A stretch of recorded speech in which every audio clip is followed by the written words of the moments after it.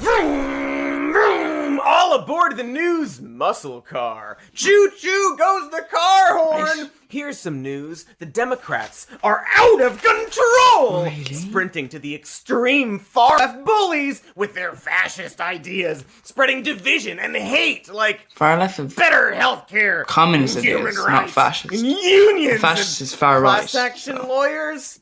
That seems telling. Like, hilariously transparent and telling. Anyway, look at these leftists. Moving farther to the... Oh, wait, that's odd. It looked like conservatives are actually the ones that are moving more right in that graph. Also, this one, and this one, that shows that Republicans are super far right even by global standards. Of course they are. Must be a typo of some kind. Maybe he's referring like- to this study that showed Dems moved more left, although it's completely in line with how the world has shifted more left. Weird how that always happens. It's almost like progressive ideas are just the natural way in which society is directed, and Democrats are doing the bare minimum to keep up while the GOP refuses to. But anyway, Elon is mad at unions, so he shared a meme. One that, according to the guy who made it, was apparently an expression of his feelings, and that debunking it with facts is like answering a love poem with a syllogism. Sure, man, people have feelings, and that's fine. Although, it is kind of weird that the guy whose pinned tweet is literally "facts don't care about your feelings" backed up Elon's feeling meme, even challenging people to name a single position in which the right moved more to the right before, ignoring all the people giving real answers. Stuff like the GOP's shift concerning the environment, or voting rights, or immigration, or the overall change that happened when the party was taken over by religious fanaticism and adopted anti-abortion stances in the 70s. And hey, did you know that the NRA used to support gun restrictions and even helped enact them until their focus changed exclusively to lobbying and they latched themselves onto the GOP in the 80s. That seems relevant to now, but sure, the left got a little PC in your feelings. So I guess that's there isn't a actually left, though, in the more America. extreme party. Democrats are right Not the wing. one with a gubernatorial candidate. They're a conservative currently party. running on a Jesus guns babies So the platform, left wing claiming that don't the have a church party, runs her so, state. And honestly, the phrase Jesus guns don't babies worry. is now sadly They won't have back any into the representation GOP in politics. if you change around 'Cause the they don't grammar in America. there. Fun joke about how they seem to prioritize religious freedom and guns over the deaths of school children. Haha. Here's the thing.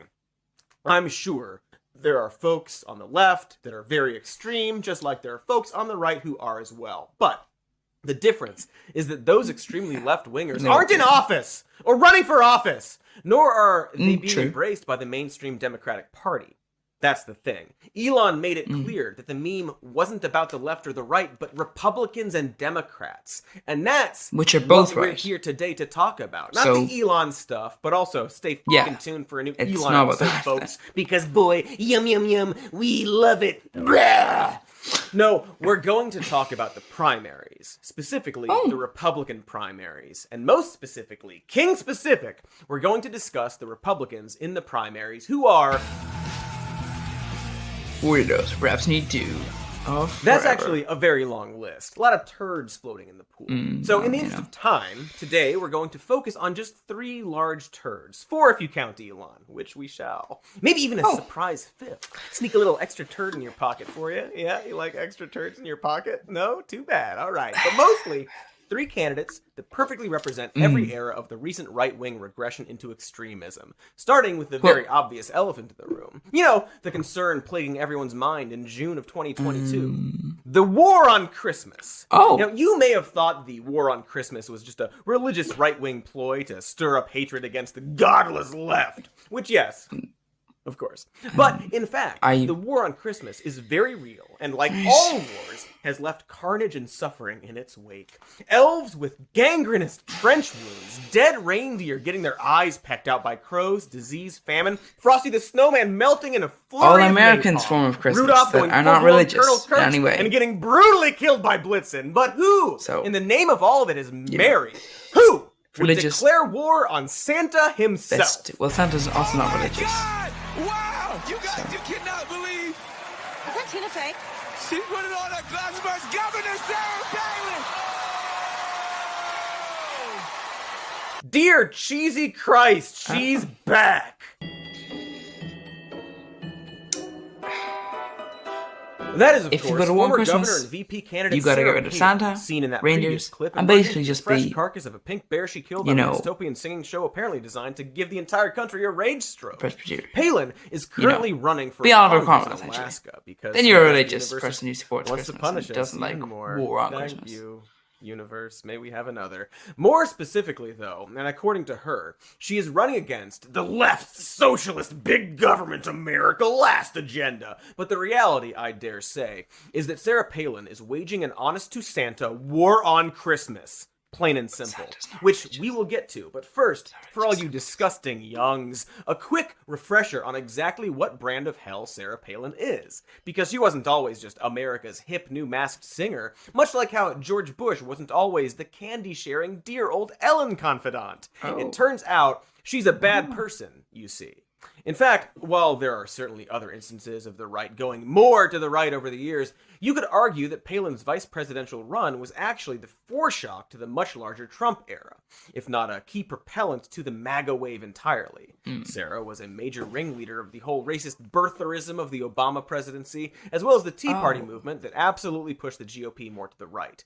After McCain lost to Obama, the right wing lost their collective shit about a black man being president. I'm sure they wouldn't describe it that way. However, it is hard to see another explanation. Obama was in no way a left-wing extremist, actually disappointing the left with his centrist pro-corporation actions like helping the oil industry and bragging about it, the bailouts, not even getting a public option out of his supermajority, being anti-woke and being sympathetic to a certain strain of conservatism, in his own words. He also killed a lot of people with flying robots. Too many people, one could argue. And yet, despite Obama being pretty moderate, even self-proclaimed as such, not to mention carrying on all the wars and even overseeing the murder of that 9/11 guy, despite all of that, the right still treated him like a socialist ogre, and in turn formed far-right movements that just so happened to become hotbeds for white supremacy. Gee, I wonder why. How shocking that the Tea Party, which again formed in reaction to this fantasy around Obama's presidency and was also astroturfed and funded by the Koch brothers, Big Oil, and Big Tobacco of Wacky, would also become a place of recruitment for white supremacists. Not figuratively. I mean, according to a study by the Institute of Research Climate Change and Education and on Lung Human Cancer Rights that concluded white supremacist groups were using the Tea Party to recruit new members. Boy, if only we had seen the signs. Just any sign we could have seen.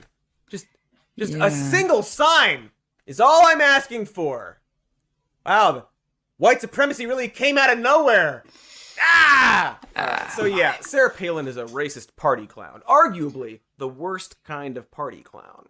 She's praised Trump's birther movement. She mocked liberals for driving rice rockets, a pejorative slur that means a car or motorcycle manufactured in Japan or other East Asian countries, which is not only extremely racist, but like 1920s racist. And in 2014, on Martin Luther King Day, Palin addressed then President They're often Obama, cheaper. saying, Mr. President, you want to buy a Tesla? It's way overpriced. And all who commit to ending any racial divide, no more playing the race card.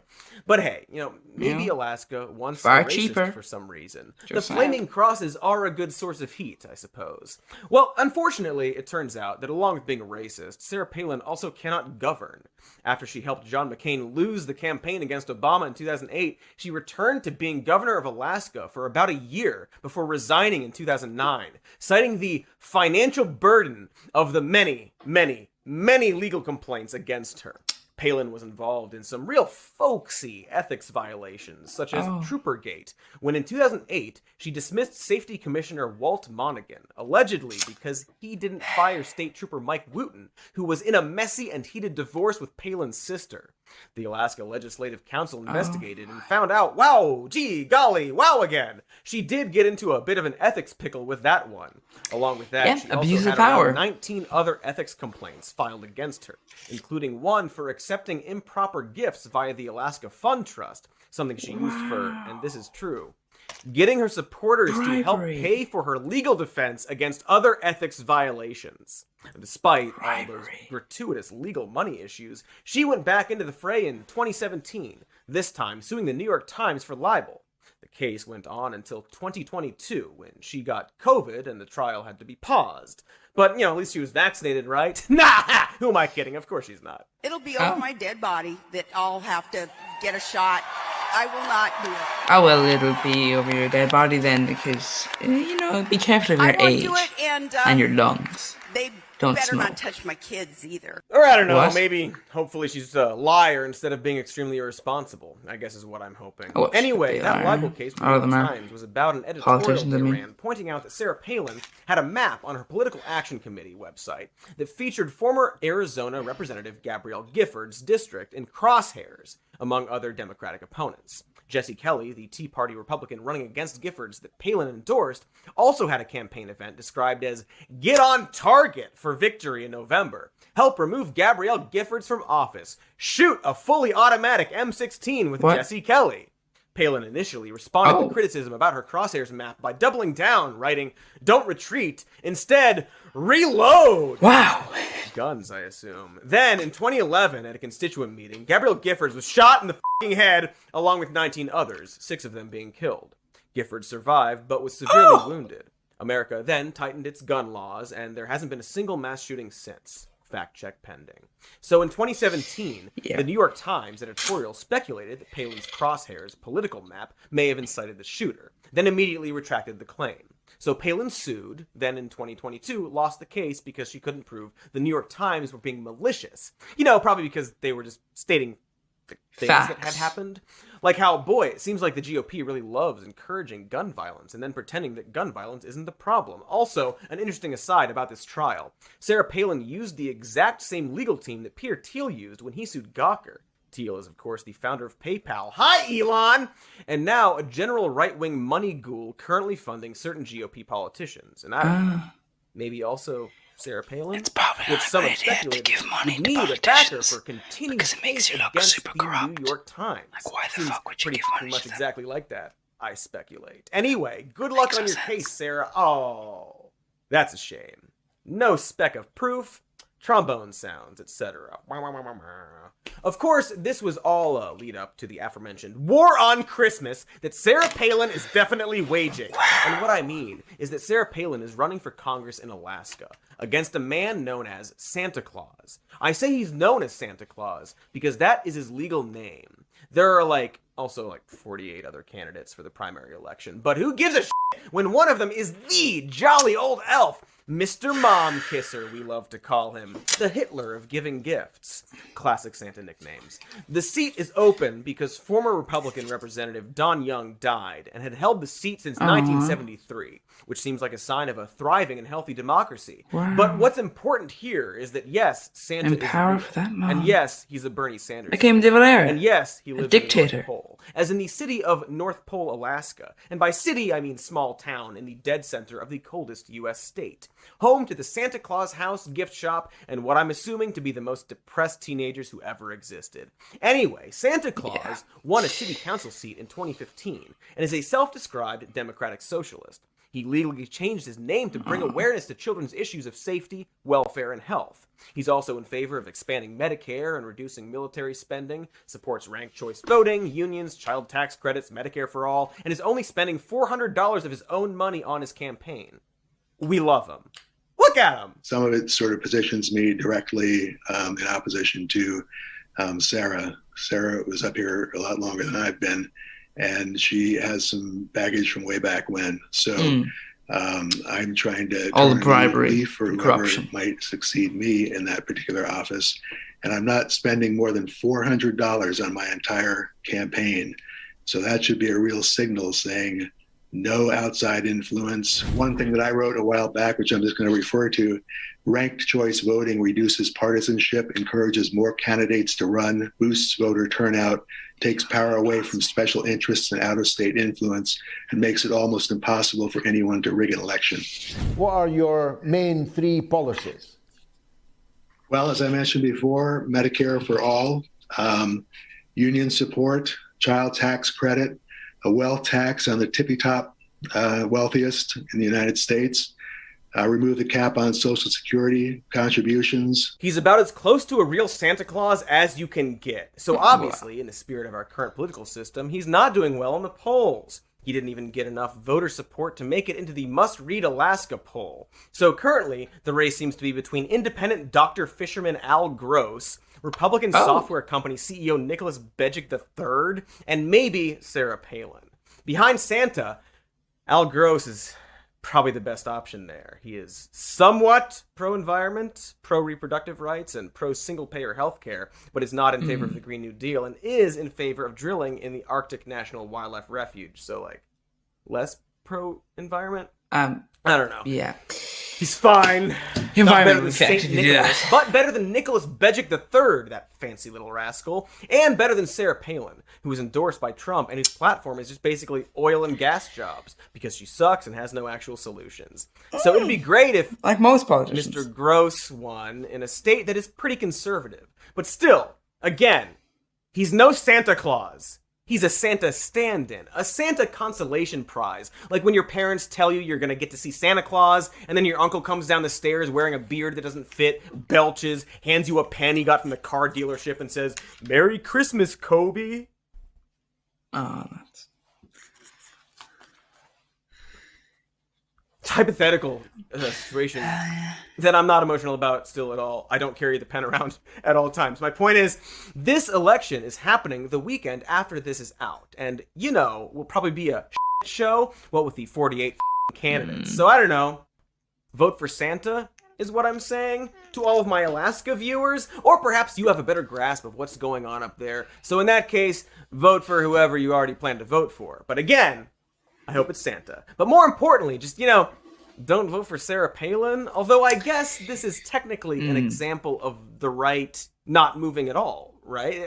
It's still Sarah Palin, chugging along, being like Sarah Palin. So, nailed it. Elon, you like Sarah Palin. Of course, there are other examples that aren't this one silly turd. Signs that the GOP, even though it's the left actually, sure appear to be pushing further into this bizarre dark MAGA party. And hey, wow, that would actually be a really good transition into our next candidate. Vroom, vroom, all aboard the news muscle car. Choo-choo goes the car horn. Here's some news. The Democrats are out of control. Really? Sprinting to the extreme far. We were talking about that Sarah Palin lady, who perhaps, much like this next person, needs to pick a different occupation. Animal control could be fun. Or maybe some kind of boating job. Land boats at the station, you get the idea. We were also talking about how the right has supposedly stayed exactly in one place, while the left supposedly moved more left. Which is weird, since for all her association with the far right, Sarah Palin now seems like Santa Bernie Bro Claus compared to Madison Hitler Bro Cawthorn, noted loser. Yeah, that's right! Madison Cawthorn just lost his primary after dealing with some negative press about... No, I'm not calling it Humpgate. So, Cawthorn has been a House representative for North Carolina since 2020. He's a Republican who, before his election, visited a Nazi retreat that Hitler frequented in Germany, or in Cawthorn's words, the vacation house of the Fuhrer. Continuing on Instagram, Cawthorn said the Hitler home had been on his bucket list for a while, and it did not disappoint, like he was leaving a review of the Grand Canyon. But I guess in fairness, he went on to say, quote, "Strange to hear so many laughs and share such a good time with my brother, where only 79 years ago a supreme evil shared laughs and good times with his compatriots." Which is still somehow the most pro-Hitler way you could possibly phrase a technically anti-Hitler statement. Real freak shit. So, does this make Cawthorn a Nazi? No, not necessarily. But it dramatically raises the chance he's got a rec room full of, let's call it, war memorabilia. Because he, let's call it, likes Hitler and hates minorities. He's also staunchly pro-January 6th attempted coup, and in fact, helped rile up the crowds before they marched to the Capitol, and continues to talk about And then also bloodshed because anti-Ukraine. let's call it Pro-Russia. fucking asshole. The things that we are wanting to fight for, it doesn't matter if our votes don't count. It does Because, you know, if our election matter, though, that continue to be rigged and continue to be stolen, your votes then it's were gonna counted lead to and one place, and it's you didn't. bloodshed. Other than potentially When? being involved in an attempted coup, or at the very least, supporting said attempted coup, Cawthorn has done some other pretty naughty Some of us things, sound like opposites. lying about how a car crash stopped him from enrolling in a naval academy, even though he had already been rejected by the academy before the accident, which he admitted in an insurance deposition. Cawthorn also claimed the friend he was with in the car accident fled and left him for dead, even though the friend says he actually saved Cawthorn by pulling him from the wreckage, and that Cawthorn had previously said, "This is the guy who saved my life." So, you know, self-serving lies. So far, pretty normal for a politician. Am I right? Got him! But don't want him. Put him back. All right. Oh, and Cawthorn had to drop out of college, which she also admitted in that insurance deposition, due to low grades, which, whatever. Grades are cringe and mid. Nobody cares about that.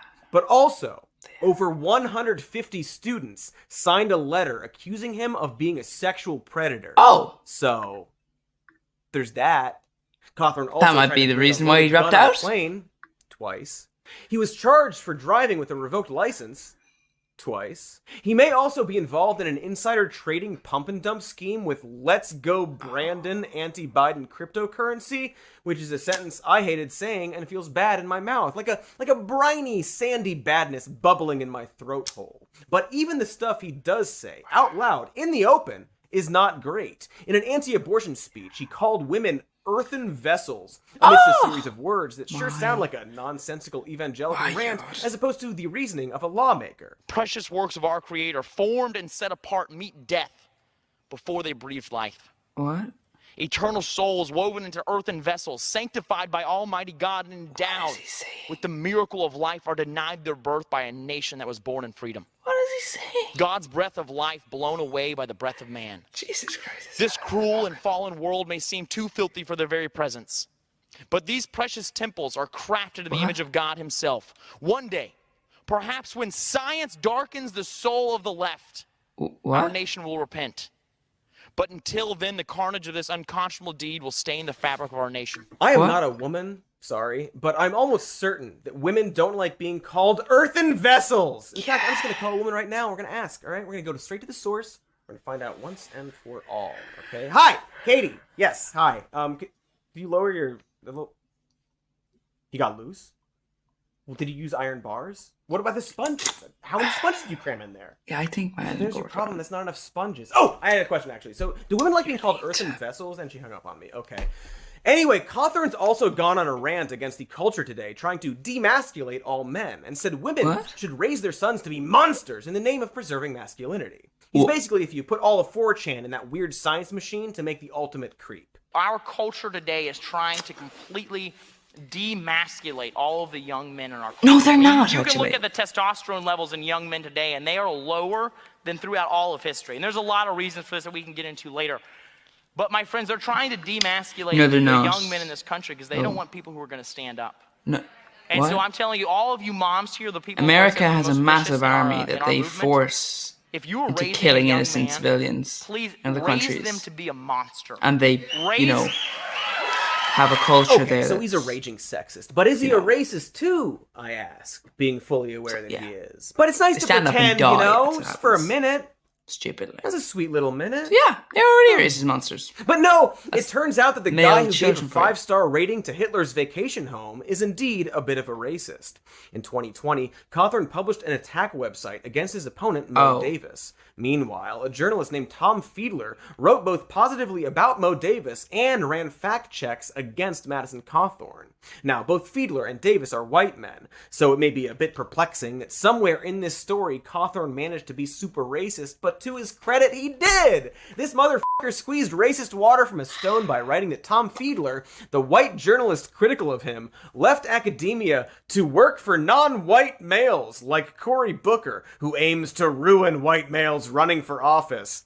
Because I guess non-white people existing in a job ruins it for the white people.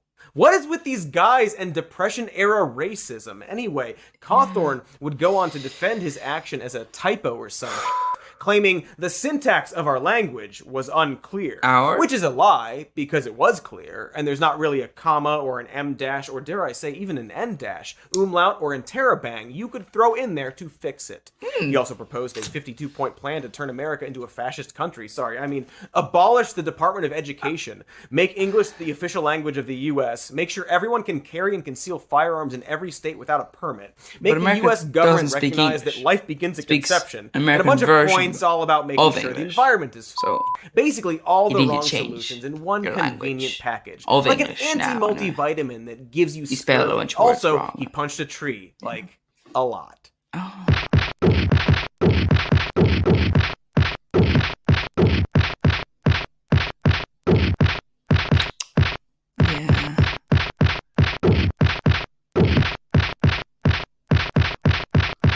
Not a joke video. That is actually him punching a tree like your 11-year-old cousin claiming he has ninja strength, or your 11-year-old cousin starting a new Minecraft world. It's kind of like a metaphor. Imagine the tree as the environment, and Madison Cawthorn as Madison Cawthorn. And he's punching it, you see. Sometimes life writes the jokes for me. But obviously, none of anything I've mentioned so far ever bothered Republican leadership. Because of course it didn't. Why would it? But eventually, the GOP did turn on this tree-punching Hitler hobbyist. Any guesses on what actually did it? Then all of a sudden you get invited to, like, well, hey, we're going to have kind of a sexual get-together at one of our homes. You should come. And I'm like, oh my God.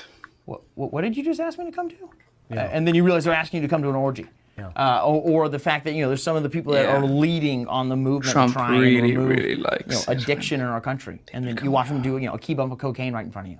Oh. Of course! You can do all the racism and sexism and Hitler vacations you want. Just don't imply that Republicans would dare enjoy sex or drugs. Of course, this is just his word against theirs. Cawthorn is a liar, as we've established. But I could also totally imagine there being drug-fueled Republican orgies. And I hate that I can. It's filthy and wet, but also dry at the same time. Like river stones eroding over the Great Chasm. Oh, that cocaine. But no matter the truth, this interview was a step too far. But not the Hitler stuff!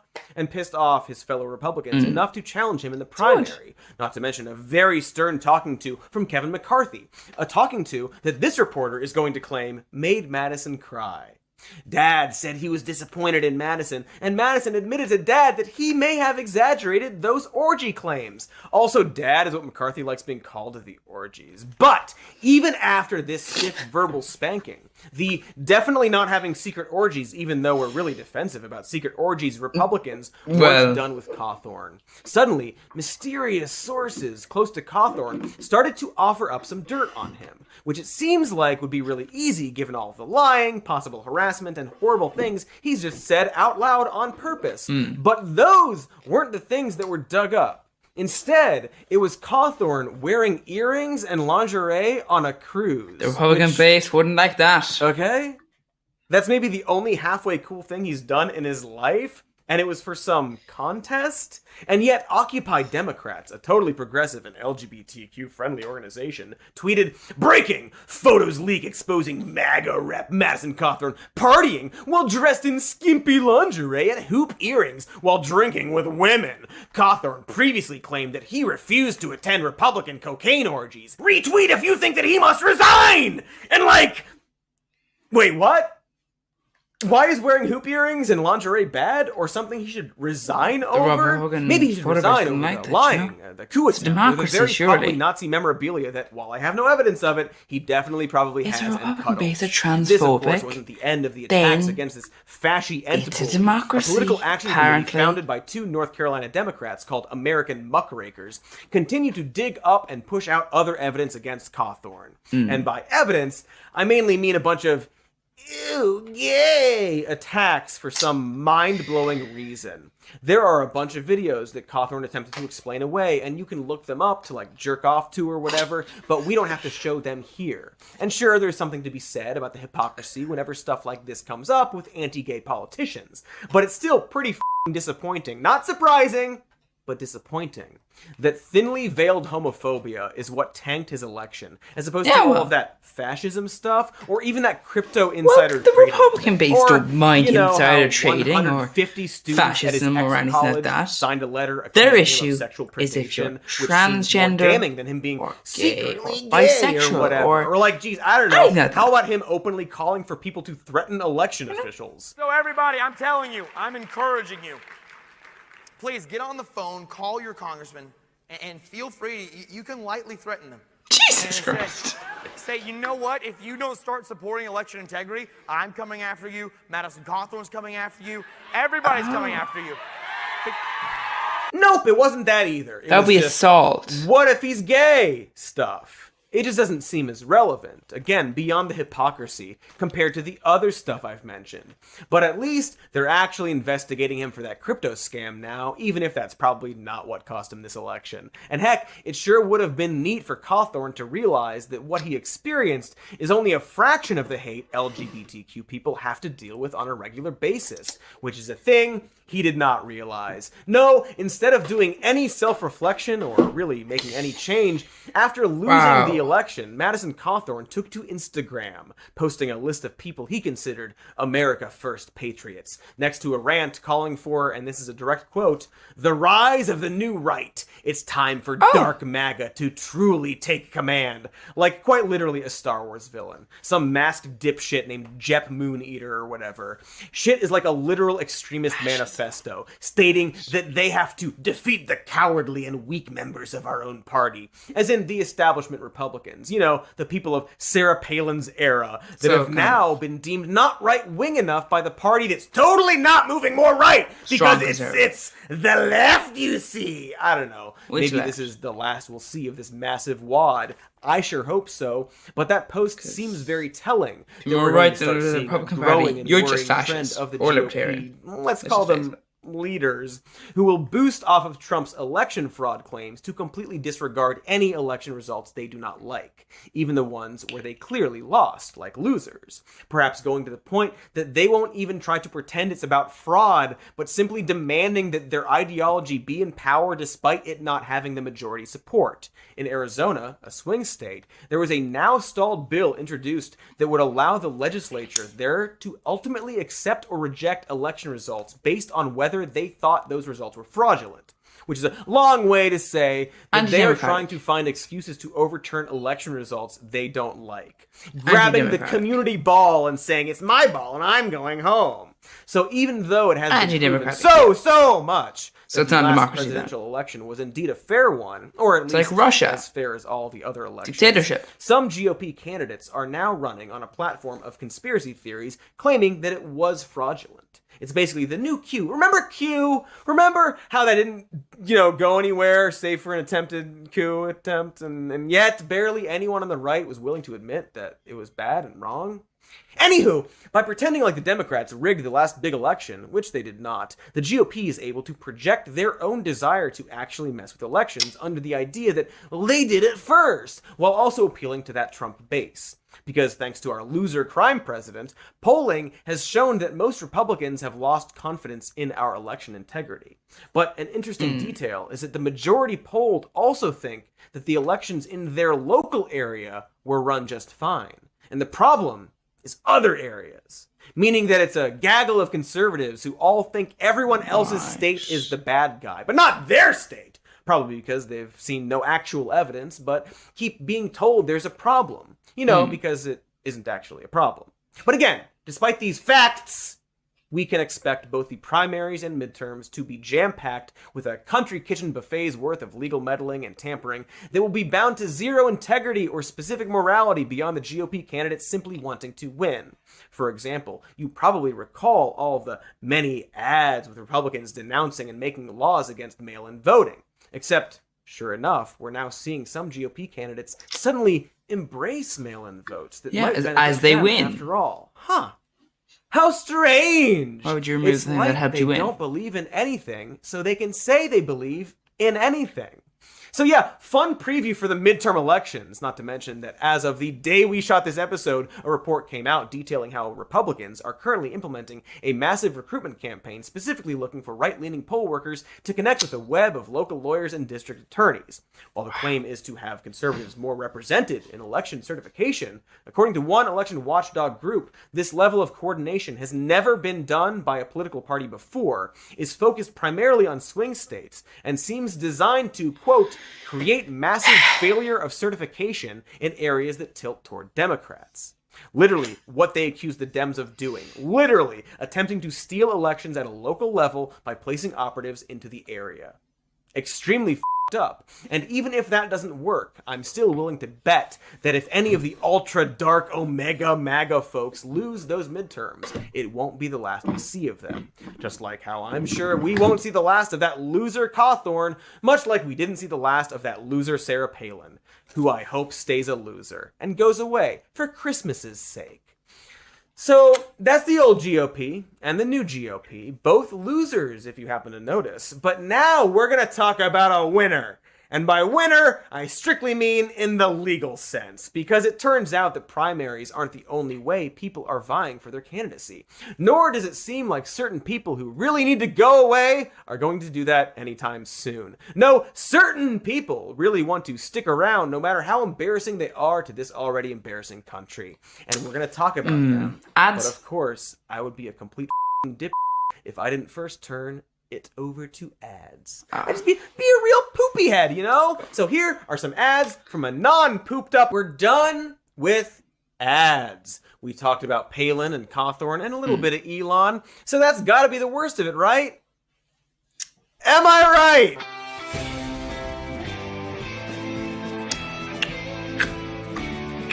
Oh no! It's the opposite of me being right! Oh, shucks and balls. Ball shucking!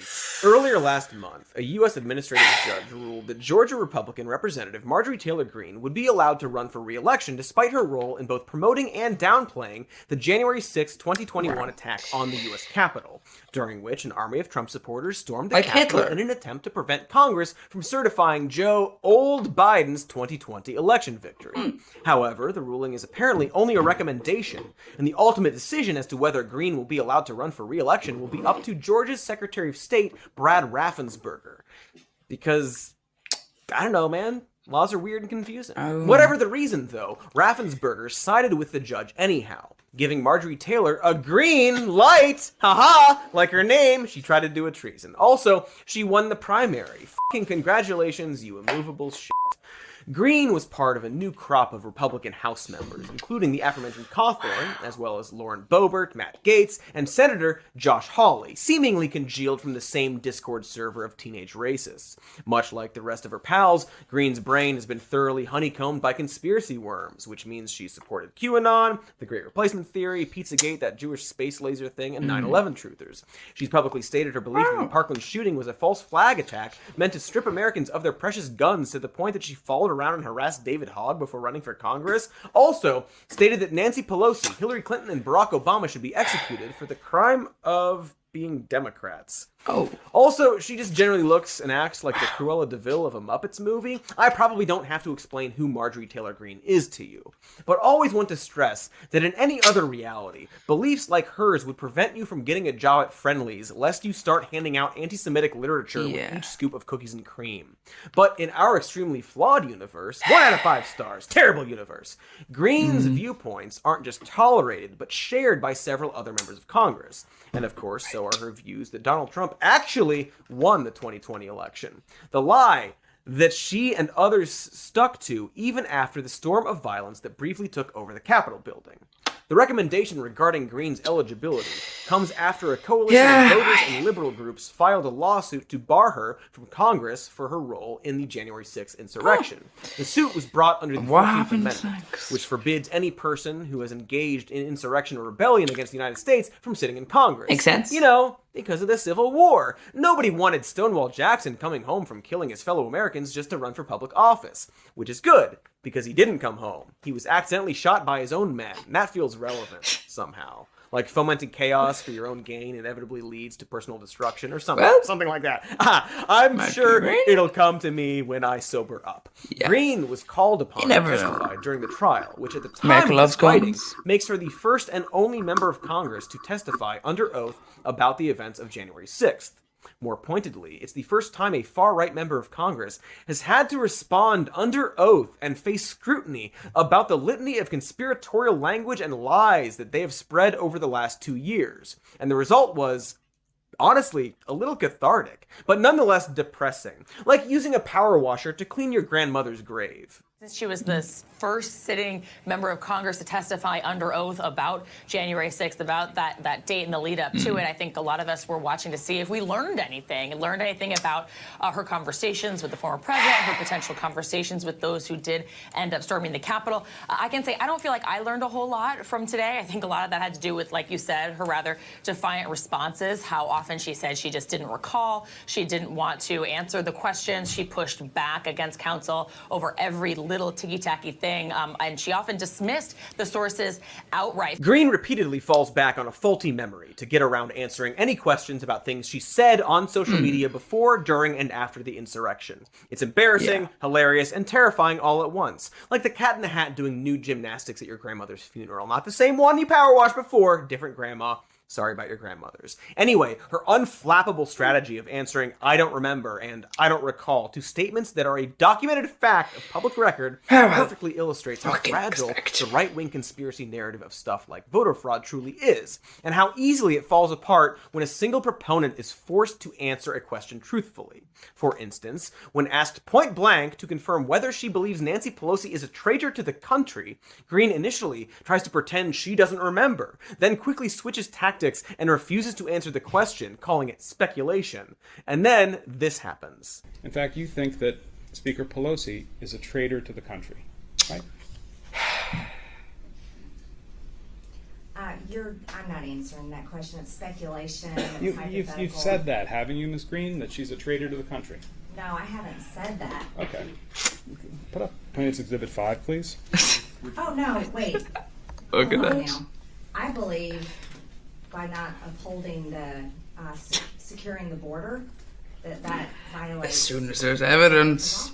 Greene initially Damn. tries to deflect the question by minimizing her inflammatory phrasing, but when cornered and asked to simply say yes or no as to whether she ever called Nancy Pelosi a traitor, she says no. At which point, the lawyer immediately directs the court's attention to an exhibit, which is a transcription of the exact quote in which Greene did in fact call Nancy Pelosi a traitor. You can see in real time as Greene realizes she's about to perjure herself and quickly backpedals to try and minimize and qualify the time she said Pelosi was a traitor guilty of treason who deserves the death penalty. Did you say, referring to Speaker Pelosi, she's a traitor to our country, she's guilty of treason, she took an oath to protect the American citizens, she gives aid and comfort to our enemies who illegally invade our land, that's what treason is, and our law representatives and senators can be kicked out and no longer serve in our government. And it's a crime punishable by death, is what treason is. Nancy Pelosi is guilty of treason. Did you say those words? I said, this is what I was telling you, is she doesn't uphold our laws. It's a she simple allows yes or no illegal- question, ma'am. I mean, Did you say those words? Without being instructed by him to say yes or no. I don't agree, Your Honor. This is cross-examination. She's entitled to an answer to my question, not a speech. Did you say these words that are quoted on the bottom of it? Did you say that? According to the CNN article I did, I don't remember. Do you recall saying? I don't recall saying all of this, but I do recall having said this about I totally disagree with the border issues. Okay, and I ask and believe, answer. Next question. Greene ultimately falls back on an allegedly answer's faulty no, then. memory and a veiled attack It's on the not true. credibility of CNN's reporting of her quotes, which may score you points with MAGAs on the campaign trail, but doesn't do you any good in a court of law. It's total theatrics with no actual substance. All sizzle, no steak, which we've all known since this whole dogshit circus of Trumpian Republicans began. But it's still worth seeing Greene flail around ineffectively and essentially throw a tantrum over a very serious lawyer trying to establish an extremely basic agreement of facts. She made a well-documented public statement, and she flatly refuses to confirm that she made that statement, which she absolutely, definitely did. Similarly, she refused to acknowledge whether interfering with an election makes a person an enemy of the Constitution, which is a thing that she should definitely know as a sitting congressperson. Yeah. Ms. Greene, if somebody tried to unlawfully interfere with the process of counting the electoral votes, unlawfully, that person would be an enemy of the Constitution. Wouldn't you agree? Does it define that way? Is it defined that way? Well, I'm asking for your understanding. If somebody broke the law in a way designed to interfere with the process of counting the electoral college votes, that person would be an enemy of the Constitution. You mean interrupting Congress? Is that what you're referring to? Doing anything unlawfully to interfere with the process of counting the electoral votes. Interrupting Congress, like when the Democrats interrupted Congress and had a sit-in on the House floor and stopped Congress? Excuse me, Greene. Yes. Could you rephrase your question? I'm entitled to ask my questions in the way I'd like to ask them, Your Honor. I ask that you listen to my question and simply respond. You can tell that George is May I proceed? Yes. So if someone broke the law in an effort to interfere with the counting of the electoral votes, that person would be an enemy of the Constitution. Am I right about that?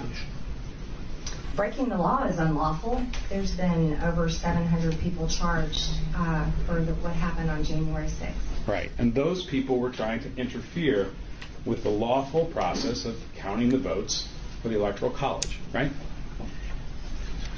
I would assume, yes, they did. They stopped the electoral count. Yes. Right. And so those people would be enemies of the Constitution. You would agree with that, right?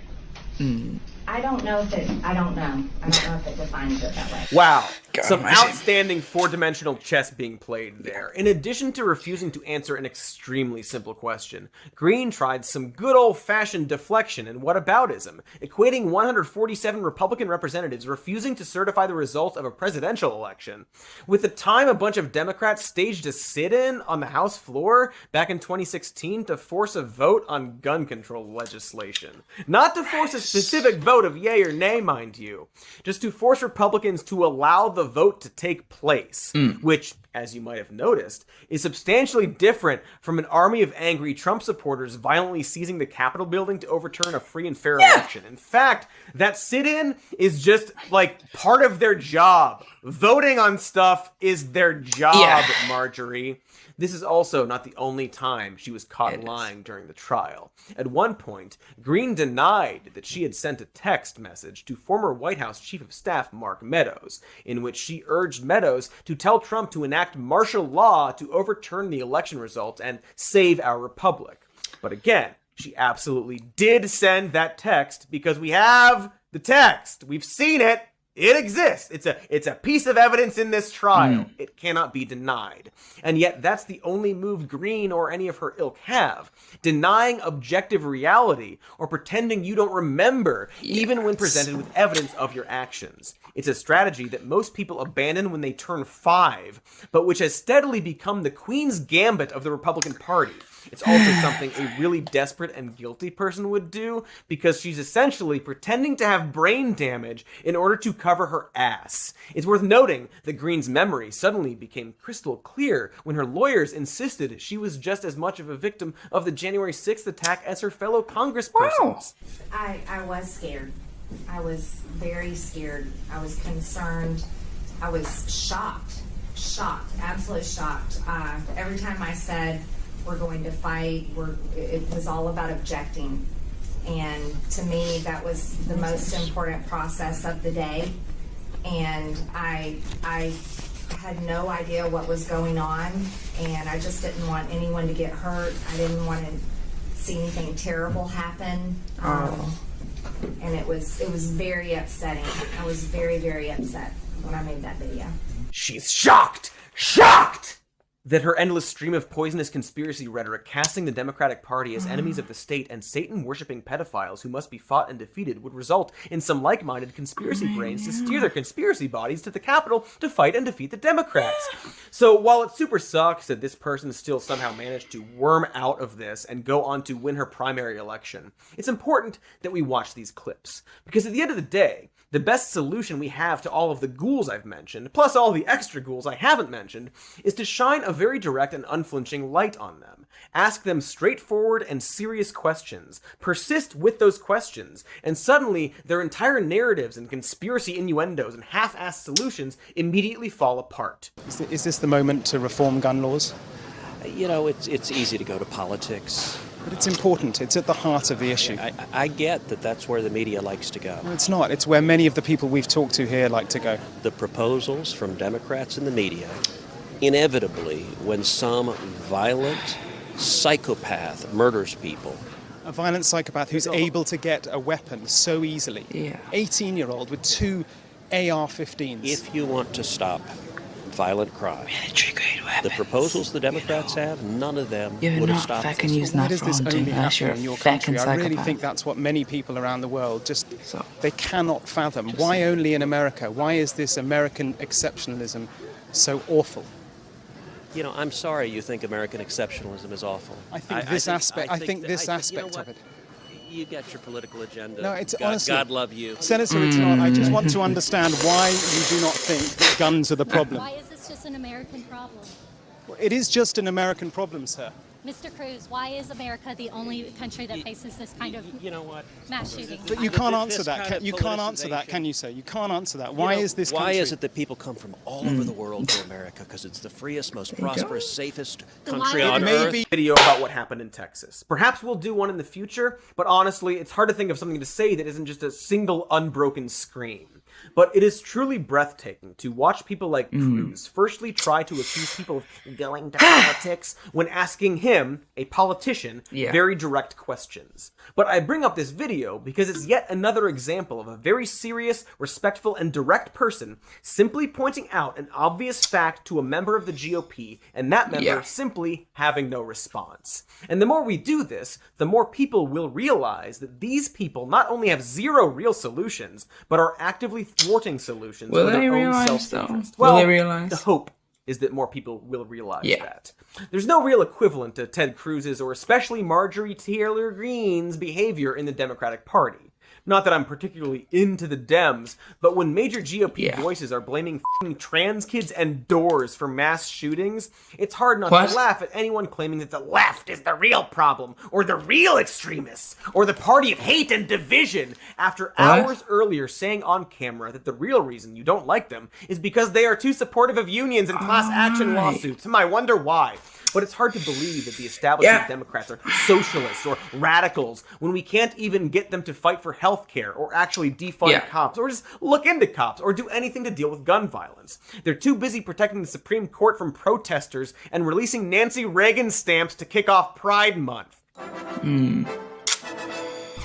But anyway, oh no! Hold on! This just in! Oh, just now, breaking news! Oh, on this blank piece of paper! It turns out there is at least one politician currently dealing with a primary who reflects old-school, moderate Republican values after all. And that is the incumbent U.S. Representative for Texas's 28th Congressional District, Henry Queller, who is your classic anti-abortion, NRA-funded, anti-union, anti-marijuana, anti-immigration Democrat. No. Henry, who has presumably just beat out his more progressive challenger in an extremely close primary race, is almost indistinguishable from a centrist Republican. He's the only Democrat to have had an A rating from the NRA who, even in the aftermath of mass shootings, has gone on record happily accepting their money. In fairness, though, you know, that rating dropped to a C in 2020, so good for him, I guess. Of course, he also voted against the PRO Act, a bill designed to expand employees' rights to organize and collectively bargain. And he's also the only House Democrat to vote against the Women's Health Protection Act. Wow. What a special, unique little boy he is. Also, as an aside, his home was recently raided by the FBI for reasons that are currently unclear, but seem to involve records relating to his wife and campaign staffers and their links to companies in Azerbaijan. But honestly... None of that seems important compared to that whole anti-abortion, NRA-loving, and immigrant-hating stuff I mentioned moments before. Well, immigrant-hating. You know, it's not like this guy represents his party as a whole, and I'm sure he doesn't allowing them support. You know, if you don't count rights, Majority Leader Steny Hoyer or Majority Whip Jim Clyburn sure or like Nancy Pelosi, who all endorsed him because of how totally extremist left-wing they all are for this anti-choice, pro-gun, anti-union, and anti-immigration Democrat who is regarded by himself and others as a moderate. But anyway, great meme, Elon! Yeah. My goodness, I am tired. And so are you, most likely, as well. But I guess if there's a lesson to be learned from this, it's that progressives and the left not only aren't moving too far in that direction, but probably need to go even more farther, if you will. Further, more far. Farther far. And screw it. If billionaires who can't get over their divorce or far-right grifters or even establishment politicians want to pretend that means that the left is going too far, then they can just do that. Because if there's one thing that people we've talked about here today have in common, besides all the other things that they definitely have in common, it's that words mean nothing to them.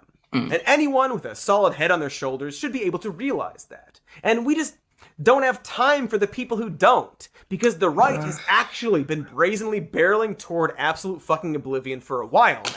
Toward a party of anti-science, racism, anti-human rights, and acts of anti-democracy bordering on treason. Yeah, and if that's how they want to define a moderate Republican, then I guess the rest of us who believe in things like universal health care, or pro-choice, or unions, or raising the minimum wage, or gun law reform, or trans rights, otherwise known as the majority of the country, are just a bunch of leftist extremists now. Welcome all to the far-left majority of the country. We got freaking Santa Claus over here. Also, orgies every Sunday except on holidays. Yes, we also have orgies. Blarb blarb! All aboard the sex monorail! Boop boop. Basically, if you're elected in America, you have no party. Just gonna put that out there. And now all off board the sex monorail. So gotta really gotta Democrats are not also because of COVID, but right wing. You know. So yeah. Sex juice. Oh. It's the end of the episode, and you have made it. I have. Like and subscribe. Do all the stuff that you got to do on YouTube. We got a podcast called Even More News if you want to listen to that. And this show, Some More News, as a podcast, if you prefer the Heary instead of the CE. Subscribe. You can also listen to it while you watch it, whatever. Anyway, we got merch with stuff on it and a patreon.com/Some More News. And it's the end I don't want to unsubscribe. Of this part of the end of the show, which you also made it to. Don't know why, but I appreciate it. Appreciate you. Yeah, basically, that's a little look at America and its current state. A country that has no left-leaning party, and one party that's leaning towards fascism, and another party that's conservative. I mean, if you want to call it moderate or centrist, you're wrong. It's just a conservative party, yeah. So America, its current state looks like, all those left-leaning people don't have anyone in politics to vote for. So, and anyone who is will just be pushed to vote the party line. So, what do you think will happen there? Anyway, so if you are a leftist in America, I apologize for the fact that you don't have anyone to represent you. And that's awful and anti-democratic, but that's America for you. See you later.